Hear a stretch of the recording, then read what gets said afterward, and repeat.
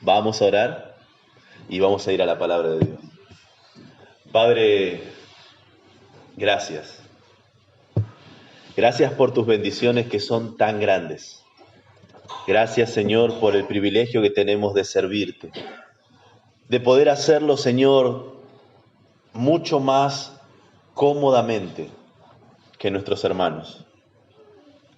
Gracias porque las pruebas que tú traes a nuestras vidas las podemos enfrentar con mayores recursos de lo que otros hermanos nuestros tienen. Y gracias porque a ellos continúan siendo fieles a ti. Señor, ayúdanos, anímanos, fortalécenos, desafíanos a vivir agradecidos a ti por lo mucho que tenemos y por lo poco que merecemos. Te amamos, Señor, y te pedimos que al abrir tu palabra en esta mañana, sea ella la que nos esté guiando, sea ella la que nos esté conduciendo, sea ella la que gobierne nuestros corazones y nuestras mentes puedan estar por completo dedicadas a obedecerla, a seguirla, a confiar en ella. Padre, gracias, porque tú sigues siendo bueno con nosotros. Ayúdanos a ser obedientes. Ayúdanos, Señor, a poder reflejar el amor de Cristo al obedecer tu palabra. Todo esto, Señor, te lo pedimos en el nombre de Cristo Jesús, nuestro Señor y nuestro Salvador. Amén. Muy bien, abran sus Biblias, por favor, a Santiago, capítulo 1. Santiago, capítulo 1. Como ustedes bien saben, estamos estudiando el libro de Santiago juntos, verso por verso, palabra por palabra, capítulo por capítulo, y así hasta llegar al final del libro. Pero pastor, ¿cuándo va a terminar el libro si vamos a ir así? Hasta que venga Cristo, hay tiempo, no hay apuro. Santiago capítulo 1.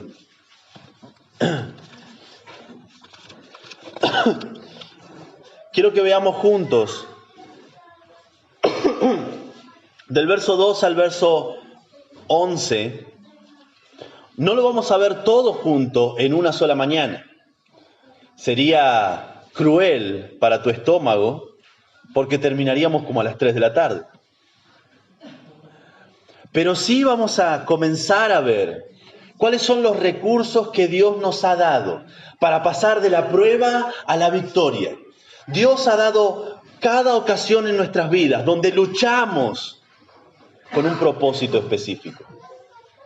Dios ha permitido las pruebas en nuestras vidas con algo en mente, y es formarnos a la imagen del Señor Jesucristo. Y eso vamos a ver.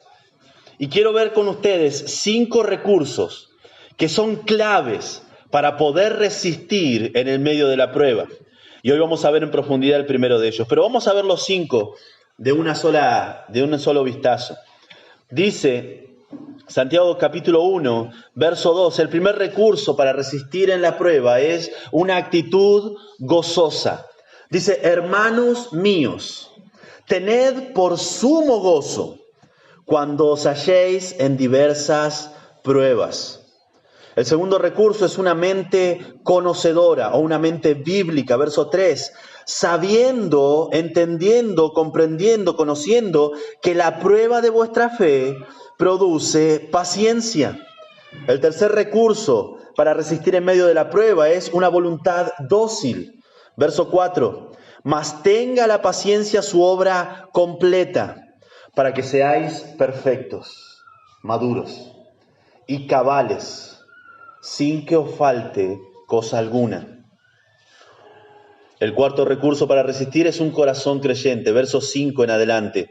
Y si alguno de vosotros tiene falta de sabiduría, pídala a Dios, el cual da a todos abundantemente y sin reproche, y le será dada. Pero pida con fe, no dudando nada, porque el que duda es semejante a la onda del mar que es arrastrada por el viento y echada de una parte a otra. No piense pues quien tal haga, que recibirá cosa alguna del Señor. El hombre de doble ánimo es inconstante y lo es en todos sus caminos. El último recurso para resistir es un espíritu humilde. Verso 9 al 11. El hermano que es de humilde condición, gloríese en su exaltación, pero el que es rico, en su humillación. Porque él pasará como la flor de la hierba, porque cuando sale el sol con calor abrasador, la hierba se seca, su flor se cae y perece su hermosa apariencia. Así también se marchitará el rico en todas sus empresas. Y todos estos recursos nos van a dar una recompensa. Al atravesar la prueba y al vencer en todo esto, dice que nuestra recompensa es el verso 12, bienaventurado, feliz, dichoso, el varón que soporta la tentación. Porque cuando haya resistido con estos recursos, la prueba recibirá la corona de vida que Dios ha prometido a los que le aman. Vamos a ver esta mañana el primero de ellos, una actitud gozosa. ¿Cuántos de ustedes anduvieron de campera y ojotas alguna vez? Yo quiero imponer esa moda, campera y ojota. Calentito los órganos, los más importantes, fresco los pies. Raro. ¿A cuántos les gustaría salir hoy que por esos misterios de la vida te invite yo a comer y te diga, vamos a comer milanesas con dulce de leche? ¿Les gustaría? Yo conozco un hombre que sí. Cuando lo vi comer me agarró piel de gallina. No. Milanesa, pan, milanesa, dulce de leche y pan. ¡Ay, Dios! No voy a decir que se llama Mario Kors y que es misionero en Perú porque no lo quiero avergonzar.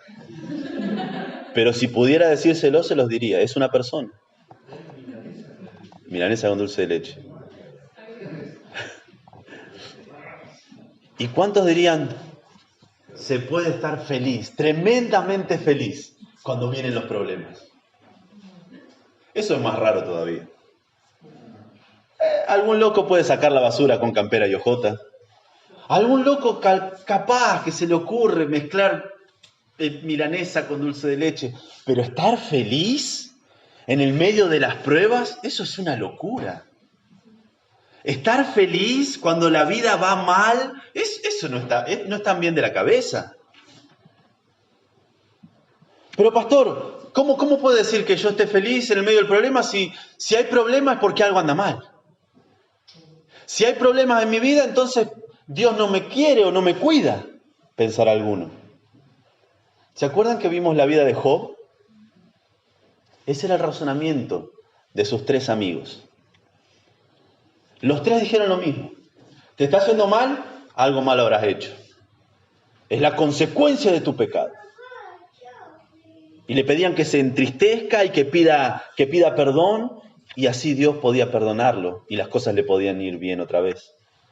Si tenés esa manera de pensar, le equivocaste de dirección. Hay una iglesia que se llama Pare de Sufrir, allá.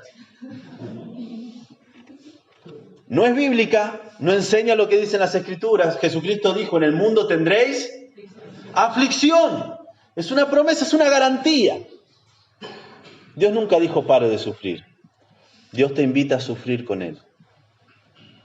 Él ha sido nuestro gran ejemplo. Alegría y problemas. Vamos a ver juntos en esta mañana que cada creyente puede tener gozo en medio de la prueba al aceptar las 3 claras verdades que encontramos en este pasaje.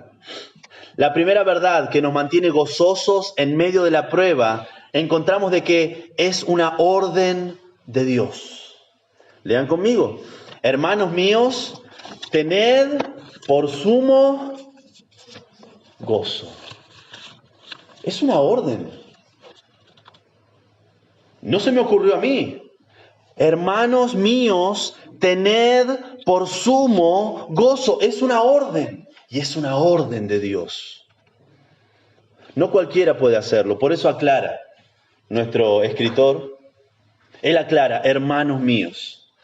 Aquel que no es creyente, aquel que no conoce a Dios, aquel que no se ha arrepentido de sus pecados y confiado únicamente en el Señor Jesucristo para perdón de pecados, y que morando el Espíritu Santo en su vida le capacita para obedecer al Señor, el que no ha hecho esto, no puede. Es una locura. Y por eso aclara, hermanos míos, hermanos míos.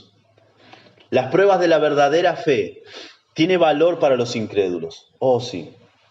Cuando alguien se mantiene firme en el Señor, a pesar de los problemas, el incrédulo es bendecido. Pero no se está refiriendo a los incrédulos. Y por incrédulos, entiéndanme, aquellos que no son cristianos y aquellos que creen que lo son, pero en realidad no lo son. El autor está hablándoles. Este pastor, el pastor de la iglesia de Jerusalén, Jacobo, que nosotros conocemos como Santiago, medio hermano del Señor Jesucristo, deja en claro que está hablándole principalmente a los verdaderos creyentes. Así que si no conoces a Cristo como tu Salvador, como tu Señor, todas estas verdades solo pueden ser verdades en tu vida si confías y crees en el Señor Jesucristo. Si no, estás condenado a una vida de amargura cuando las cosas vayan mal, y muy probablemente una vida de amargura cuando las cosas vayan bien. Esa insatisfacción de no tener a Jesucristo como nuestro Señor. Entonces dice, hermanos míos, tened por sumo gozo. Si Dios tiene que ordenarnos algo, no solamente es porque podemos hacerlo, sino porque necesitamos hacerlo. Hermanos míos, tened por sumo gozo. Es una orden, porque no es la respuesta natural cuando nos encontramos en diversas pruebas. No es natural. ¿Qué te pasó? No, no, si te cuento, una bendición enorme. Se me pinchó la rueda cuando venía para la iglesia. ¡Qué bendición! Todos nos alejaríamos de a poquito de esa persona. ¿Ok? Nos vemos. No es la respuesta natural. Estar gozoso cuando un vuelo se cancela. No es la respuesta natural estar gozoso cuando enfermamos. No es la respuesta natural estar gozosos cuando viene una boleta de luz que no podés pagar. No es la respuesta natural. Por eso Dios nos manda, tened por sumo gozo. Es una orden que podemos cumplir y que necesitamos cumplir. Ahora, no está diciendo, finjan tener gozo. La palabra literalmente por sumo gozo es un gozo total, un gozo completo, un gozo en cada área de la persona o de la vida. Ese sumo gozo no puede ser fingido, no debe ser fingido. No debemos actuar con gozo de una manera poco entusiasta, como, oh, bueno, hay que tener gozo. Grande gozo hay en mi alma hoy. Porque ya no voy a comer. El ayuno se me impuso hoy. Llegamos a fin de mes. Grande gozo. No. Dios espera de que estemos realmente gozosos, realmente satisfechos. Tened por sumo gozo. Es una cuestión de voluntad el gozo. No es una cuestión de emociones o sentimientos. El amor se ha confundido junto con el gozo como un sentimiento. Yo siento que te amo y por eso te soy fiel. Entonces, cuando deje de sentir ese amor, puedes ser infiel. Es la manera de pensar de la gente. Y eso es totalmente antibíblico. Porque si yo sé que te amo, he decidido en mi corazón amarte, seas bueno o seas malo, en la salud o en la enfermedad, en la riqueza o en la pobreza. Es un voto, es un pacto, no es una emoción. Porque debo guiar mi corazón a que te ame a pesar de lo que sucede. Y con el gozo sucede lo mismo. No es una emoción que nos invade, qué gozo que tengo. Es una determinación de que voy a estar gozoso y satisfecho porque Dios es suficiente. Tened por sumo gozo cuando os halléis en diversas pruebas. Jesús pudo hacer esto. A pesar de que no sentía gozo, Él pudo hacer esto. Hebreos capítulo 12, verso 2. Hebreos capítulo 12, verso 2. Hebreos capítulo 12, verso 2.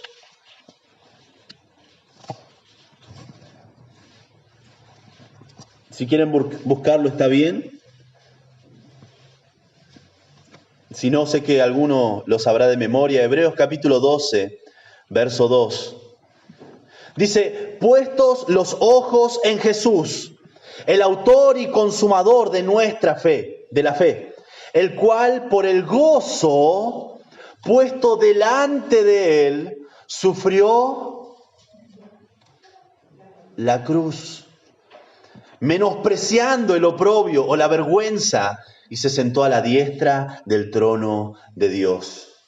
¿Saben a qué evento de la vida de Jesucristo se refiere este versículo? Una noche oscura, en el huerto de Getsemaní. Sus discípulos ignoraban lo que iba a venir. Jesucristo sabía de que iba a ser traicionado. Y cobrando fuerzas en la oración, dice la Escritura que de su sudor eran como grandes gotas de sangre. Era una agonía física, espiritual y sobre todo emocional. Él no quería sufrir. Él no quería ir a la cruz. Sin embargo, por el gozo puesto delante de él, la salvación tuya y mi salvación, el obedecer a lo que es la voluntad de Dios el Padre, sufrió la cruz. Determinado a sufrir por nosotros, se acercó Judas. Le dijo, amigo, con un beso entregas al Hijo del Hombre. Los discípulos estaban dispuestos a luchar por la vida de Jesús y él dijo, no es necesario. Dejen ir a estos. Y él, manso, fue a la cruz. Él que sostenía el corazón latiendo de cada soldado romano, él murió voluntariamente. Y lo hizo porque determinó que lo iba a hacer por el gozo puesto delante de él. No es el único que tenemos de ejemplo. Vimos la vida de Job. Al defenderse en Job capítulo 13, él se estaba defendiendo de la acusación de su amigo que se llamaba Zofar. Dice en Job, capítulo 13, verso 15, he aquí, aunque él me matare, aunque Dios decida aniquilarme, en él esperaré. Yo estoy confiado, tengo confianza en que al final él examinará mi caso y va a ser favorable para mí. Él estaba dispuesto a soportar lo que Dios mandara a su vida y él iba a esperar en Dios. Lo vemos también en el apóstol Pablo. Él pudo ser obediente y mantener su gozo a pesar de los problemas. Filipenses capítulo 4, lo conocemos de memoria. Filipenses capítulo 4, verso 11 en adelante. Una vez que él recibió las ofrendas de la iglesia de Filipos, una vez que tenía lo necesario y aún más, él expresa el agradecimiento, dejando en claro que no está pidiendo más, sino que está agradecido por lo que Dios ha hecho. Dice Filipenses capítulo 4, verso 11 en adelante, no lo digo porque tenga escasez, pues he aprendido a contentarme, a estar feliz, a estar gozoso, satisfecho, cualquiera que sea mi situación. Sé vivir humildemente y sé tener en abundancia. En todo y por todo estoy enseñado, así para estar saciado como para tener hambre. Así para tener abundancia como para padecer necesidad. Y ahí viene esta frase. Todo lo puedo en Cristo, que me fortalece. No importa la situación, yo puedo mantener mi gozo porque es Cristo el que me fortalece. Y he determinado a hacerlo. Hermanos, él no podía mentirle a los filipenses. Los filipenses sabían que Pablo mantenía su gozo en cualquier situación. ¿No me creen? Vayan conmigo, por favor, a Hechos capítulo 16. Hechos capítulo 16.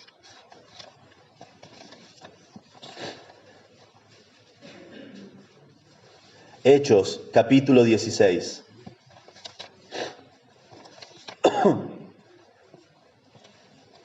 Hechos capítulo 16.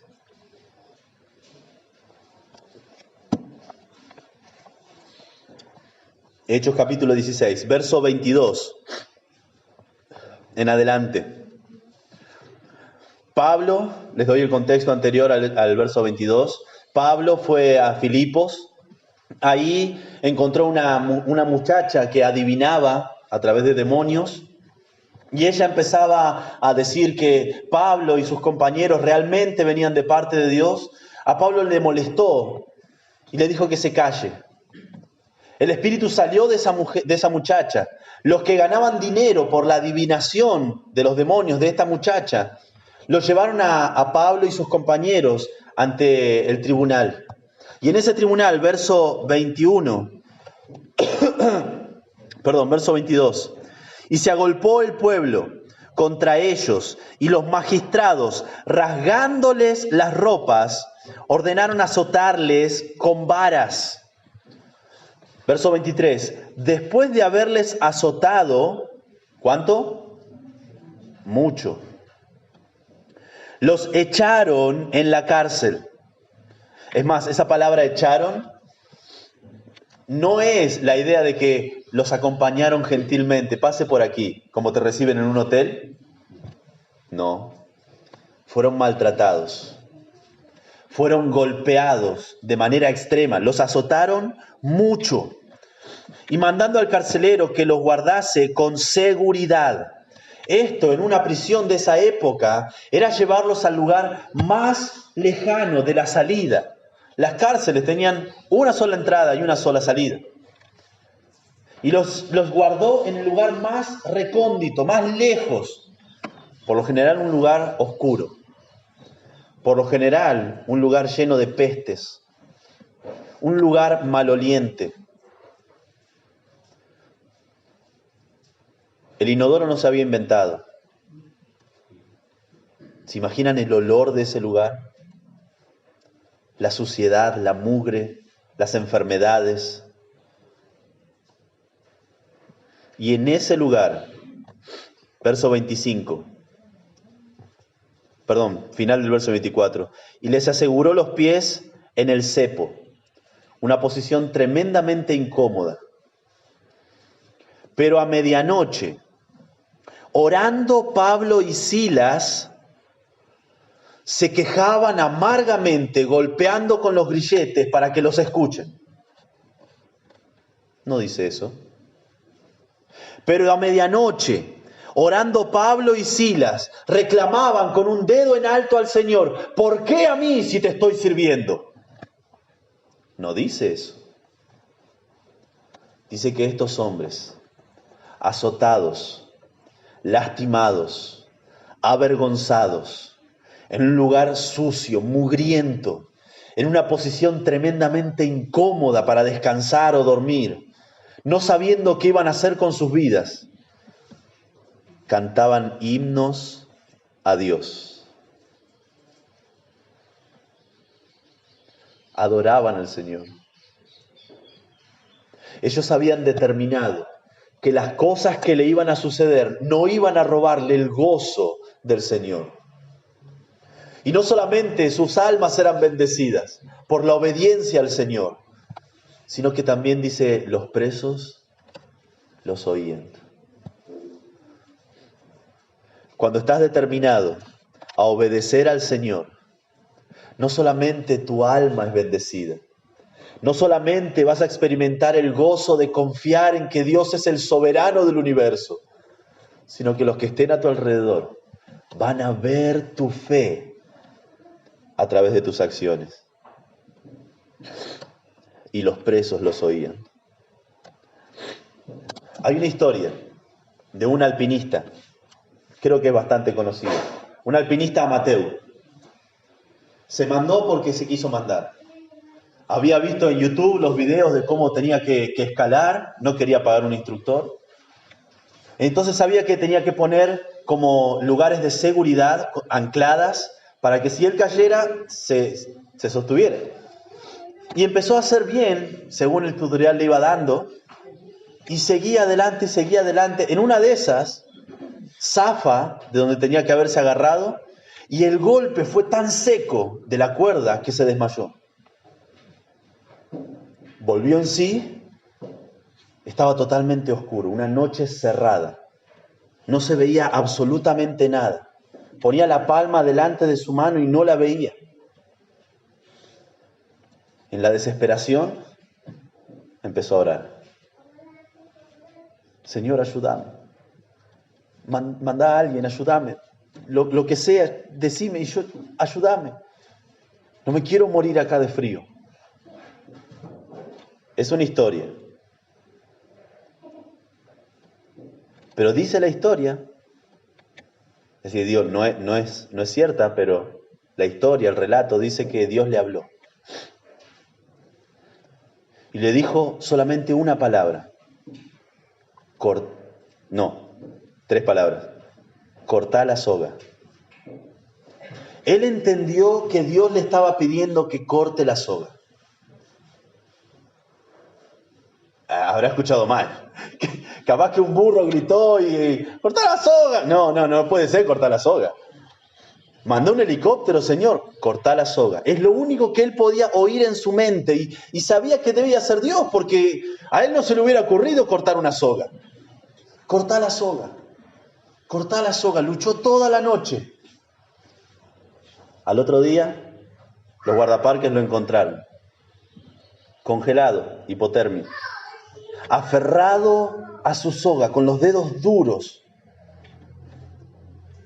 y a 1,5 metros del suelo. Obediencia. Señor, ¿cómo voy a estar gozoso con esto que me está sucediendo? Tened por sumo gozo. Señor, ¿cómo voy a estar gozoso cuando mira lo que está sucediendo con mis hijos? Tened por sumo gozo. Señor, ¿cómo voy a estar gozoso? Mirá lo que está sucediendo con mi economía. Tened por sumo gozo. Señor, ¿cómo voy a estar gozoso? Si alguien supiera lo que yo he vivido. Con justa razón yo tengo una vida amargada. Mi infancia fue un desastre. Tened por sumo gozo. Es una orden de Dios. Y ese tener por sumo gozo, o ese cortar la soga, a veces es lo único que necesitamos para ver cómo Dios ha estado cuidándonos alrededor nuestro. Entonces, para tener una actitud gozosa, primero, necesito entender que es una orden de Dios. La segunda verdad que nos mantiene gozosos en medio de la prueba es entender que las pruebas son inevitables. Volvamos por favor a Santiago. Tened por sumo gozo cuando os halléis en diversas pruebas. No dice si te hallás en diversas pruebas. Dice cuándo. Y eso es una garantía de que las pruebas van a venir sobre tu vida. En Juan capítulo 15, verso 20, se nos dice: acordaos de la palabra que yo os he dicho. El siervo, el Señor Jesucristo está diciendo, el siervo no es mayor que su Señor. Si a mí me han perseguido, también a vosotros os perseguirán. Si han guardado mi palabra, también guardarán la vuestra. Las pruebas van a venir. Jesucristo nos garantizó eso. Tened por sumo gozo, porque es inevitable que las pruebas van a llegar a tu vida. Cuando os halléis en diversas pruebas. ¿Y cómo sé, pastor, cuándo es una prueba? Porque por ahí no es una prueba, por ahí es una consecuencia de mi pecado, ¿Cómo sé cuándo es una prueba del Señor? Volvamos al texto. Cuando os halléis en diversas pruebas. Esa palabra halléis tiene la idea de caer y estar rodeado. La palabra en griego es peripipto. Peri, de perímetro, y pipto, de caer. O sea, caer y estar rodeado. Se usa varias veces en las Escrituras. Por ejemplo, en Lucas capítulo 10, verso 30, en la historia del buen samaritano, se dice que él cayó, esta misma palabra, peripipto, cayó en manos de ladrones. Este buen samaritano no solamente cayó, sino que también se vio rodeado de ladrones. Era un buen samaritano, no un tonto samaritano. Si estaba a 2 cuadras, el tipo se hubiera ido para otro lado. Él cayó y estuvo rodeado de ladrones. Se usa también esta palabra en Hechos capítulo 27, verso 41. Cuando Pablo naufraga, dice, pero dando o cayendo y estando rodeados en un lugar de 2 aguas, en una corriente, fue que al final se naufragó. Pablo no podía escapar del lugar en el que estaba. Estaban las 2 aguas, estaban las 2 corrientes. El barco comenzó a anegarse, comenzó a hundirse y no había manera de que él dijera, bueno, hasta acá. Se terminó la prueba, seguimos mañana. El buen samaritano no pudo decir, muchachos, no sabía que me querían robar. Hagamos una cosa, yo vengo mañana, me entreno un poco a ver si puedo resistirlo. No se podía, no hay negociación en las pruebas.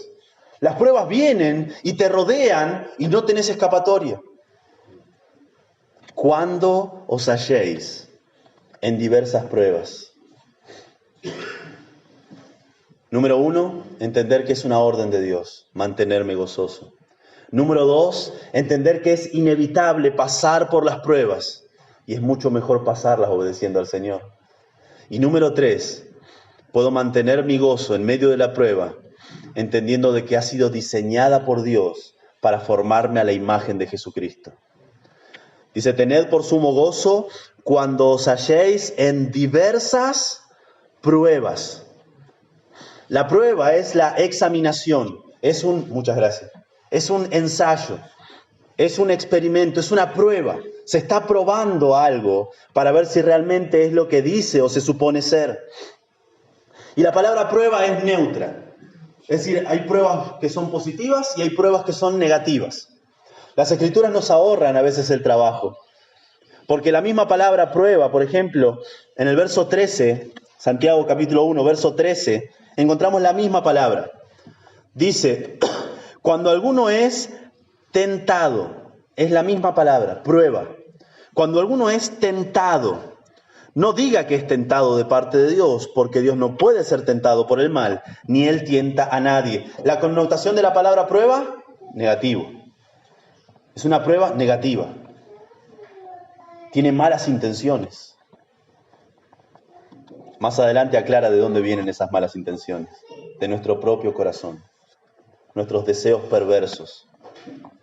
Pero aquí, en el verso 2, esas diversas pruebas es una connotación positiva. Porque Dios está esperando que salgas victorioso de esas pruebas. Tened por sumo gozo cuando os halléis en diversas pruebas. Y lo que me fascina, es sumamente interesante, es la palabra diversas.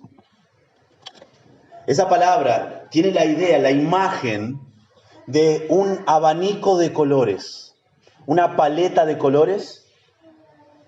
Para el hombre, dígame hombre si no tengo razón, para nosotros hay 3 colores: rojo, azul y amarillo. ¿De qué color es? Amarillo. No, pero ¿no ves que la iglesia está pintada de un color medio pastel? No, para mí es amarillo. El saco, negro. No, pero no es negro, es un gris tornasolado. No, es negro. Para el hombre es así. Las mujeres tienen un ojo clínico para poder ver esa paleta de colores. Bueno, vos creo que sos el único hombre que conozco que puede diferenciar los colores, soy profesor de arte.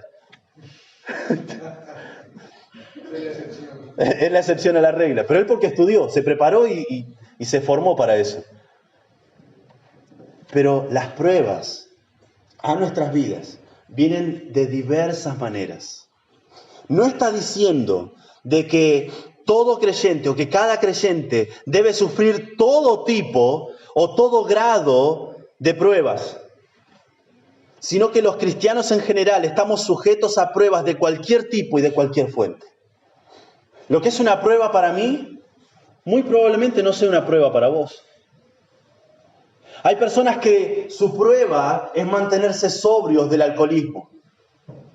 Y aquellos que no tenemos esa prueba, no es una prueba. Y le podemos decir de manera insensible, mirá, no es tan difícil. Ves un vaso de vino y no lo tomás. Ya está. Para nosotros no es una prueba, pero para él sí. Aquellos que luchan con el cigarrillo, por ahí algunos dirán, mirá, dejás de comprar y dejás de fumar y ya se terminó.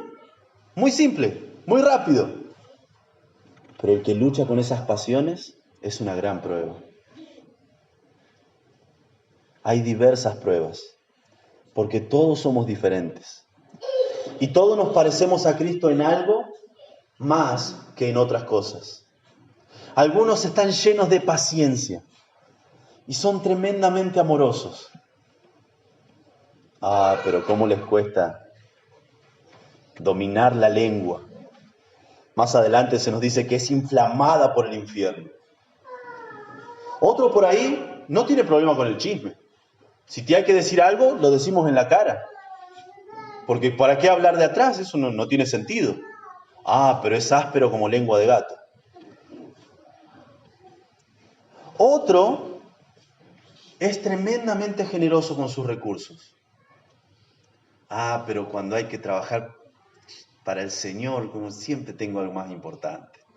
Hay una nueva serie de Netflix que se estrena y no me lo quiero perder, pero yo soy muy generoso. Otro, por ahí, no es generoso, pero es voluntarioso. Todos nos parecemos a Cristo en algo más que en otras cosas. Y en esas cosas que nos faltan para llegar a ser a la imagen del Señor Jesucristo, ahí vamos a ser probados. El que es generoso no va a ser probado para ser más generoso, va a ser probado para ser más consagrado. El que es consagrado y trabaja y se esfuerza no va a ser probado para ser más consagrado, va a ser probado para ser más generoso. El que es tremendamente dulce y amable, pero tiene problemas con su lengua, no va a ser probado para ser dulce y amable. Va a ser probado para que controle su lengua. El que es directo, el que es frontal, no va a ser probado para que diga la verdad, sino para que la diga con amor. ¿Entienden la idea de esto? Tengamos por sumo gozo. Es una orden de Dios. Cuando nos hallemos, es una garantía. En diversas pruebas. Son diferentes. Tus pruebas son diferentes de las mías. Mis pruebas son diferentes de las tuyas. Y necesitamos animarnos unos a otros a mantener nuestro gozo. Que el gozo del Señor sea nuestra fortaleza para poder resistir en el medio de la prueba. Vamos a orar. Padre, gracias te damos. Sobre todo por la riqueza de tu palabra. Señor, cómo en tan pocas palabras, en tan pocas frases, puedes inundar nuestro corazón de tan grandes riquezas. Padre, te ruego, queremos salir victoriosos de las pruebas. Queremos ser formados a la imagen del Señor Jesucristo. Y Señor, queremos tomar este primer recurso para resistir. Poder mantener nuestro gozo. Ayúdanos a tener una actitud gozosa en el medio del problema. Ayúdanos a tener una actitud gozosa cuando la vida deja de sonreírnos.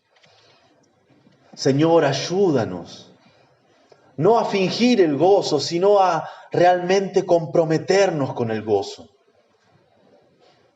entendiendo de que es un mandato tuyo y todo lo que tú ordenas a nuestras vidas es para nuestro bien, entendiendo de que pasar por momentos de crisis es una obligación en nuestras vidas, es una garantía. Y Señor, entendiendo que las pruebas que tú orquestas para nuestras vidas son para formar nuestro carácter a la imagen del Señor Jesucristo. Señor, que podamos depender de ti, que podamos, Señor, esperar en ti, que podamos confiar en ti. Te lo pedimos en el nombre de Cristo Jesús. Amén. Te voy a invitar que mantengas tus ojos cerrados y necesito hacerte esta pregunta. Obviamente, has fracasado en algún momento, tal vez en este mismo momento, en tener una actitud gozosa ante los problemas. Y necesito invitarte a comprometer tu corazón a mantener tu gozo a pesar de las pruebas. Que sea un compromiso entre Dios y vos. No quiero que levantes tu mano, pero sí que determines en tu corazón de que vas a mantenerte gozoso, de que vas a mantener una actitud gozosa en el medio de las pruebas. Es un compromiso. Si no lo hacemos hoy, no lo hacemos más. Hay que hacerlo en algún momento. No va a venir un sentimiento de gozo, es una determinación del corazón. Y te animo a que lo hagas. Pastor, me encantaría tener gozo, pero vos dijiste al principio del mensaje que era para los hermanos y yo no conozco a Dios como mi Señor y Salvador. Todavía no le pedí perdón por mis pecados. ¿Por qué no hacerlo hoy? Si el Señor te ha estado hablando y sentís o conocés, mejor dicho, entendés tu necesidad de arrepentirte de tus pecados, de pedir perdón a Dios para que Él te perdone, te invito a que levantes y bajes tu mano.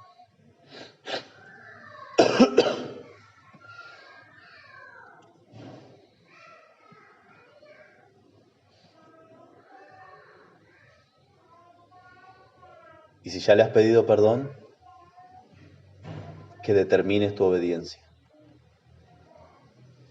que determines tu gozo a pesar de las circunstancias.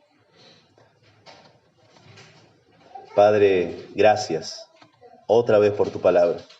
Y te pedimos, Señor, de que podamos mantenernos gozosos en el medio de los problemas, entendiendo que tú eres bueno, tú siempre haces las cosas buscando nuestro bien y tu mayor gloria. Señor, por todo esto, te ruego que nos ayudes, que nos cuides, que nos guíes, que nos animes, que nos fortalezcas. Te lo pedimos en el nombre de Cristo Jesús. Amén.